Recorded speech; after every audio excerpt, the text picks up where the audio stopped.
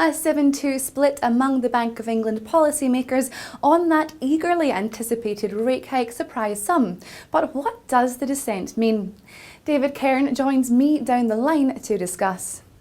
David, the vote marks the first split on borrowing costs in more than 3 years. Could it suggest that the Bank of England will move faster but keep rates lower for longer, allowing a more gradual movement? What do you think of it? It's too early to say. The split vote was disappointing to me, but not unexpected. We knew from various comments that there are different views on the committee. It's disappointing because the simple fact is that we think there is no need at the moment for raising interest rates. I think that all the facts point in the other direction. But clearly, if people are starting to vote for an increase, it may switch opinion. But at the moment, the majority for keeping rates as they are is a large majority, 7-2. I don't think there's at the moment any immediate prospect that other members will join the two dissenters that voted for an increase. The message seems to be that most members see merit in waiting for firmer evidence that wage growth will come before raising rates. Speaking on behalf of the Chamber, what does this mean for business in the UK? Business would welcome a continuation of the current low level of interest rates, not because we are lax about inflation. Business doesn't like inflation, but at the moment our view is the inflationary pressures in the economy are very low.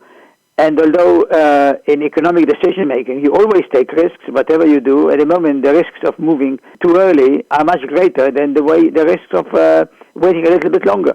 David, what do you make of the suggestion from some market participants that UK monetary policy decision-making has become highly discretionary and that policy no longer has any framework? I find it difficult to accept the terminology. Policy is always discretionary in the sense that the MPC meets every month, and policy or forward guidance is not an autopilot. You don't sort of set policy and they say that things are left to their own device. The MPC meets every month because things change, new information becomes available. So the problem is not so much that policy is discretionary. In my view, the problem is that the messages that emanate from the MPC have become more muddled. We don't get a clear message, and we must spend too much time engaging in what used to be called, in the bad old days of the Soviet Union, criminology, where we have to dissect every nuance, every sentence of various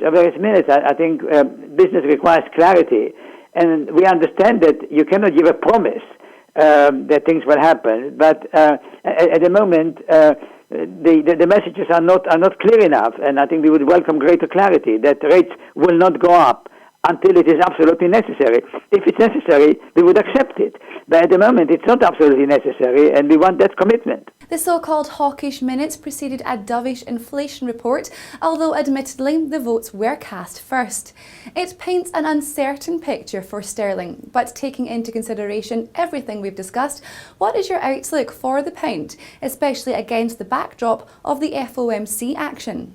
My outlook for the pound is that sterling will remain broadly around its current level, but it would fluctuate more than in the past, and it would react to the way the markets interpret every change in mood. For example, when the inflation report came out and the governor gave some comforting comments, the pound came down. When we had the inflation figure yesterday, which came down from 1.9 to 1.6, again, the pound eased. Today's minutes are being seen as hawkish, as you said.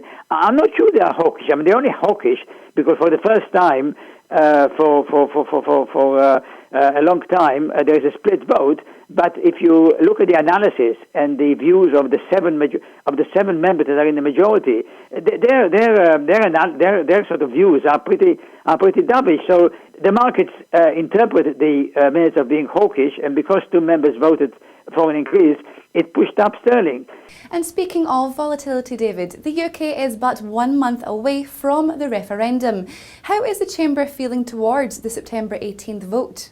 Well, look, this is a complicated issue. It requires many people. It has many It has many angles. I think that from our point of view, I mean, we don't have a party line on the referendum because there are many members. But I think what we do hope is that anything that happens would not unsettle the recovery, which all parts of the United Kingdom wish to see continuing. David, thank you. Complementing this interview is today's forecast programme, where I take a look at Euro sterling with Alan McQuaid.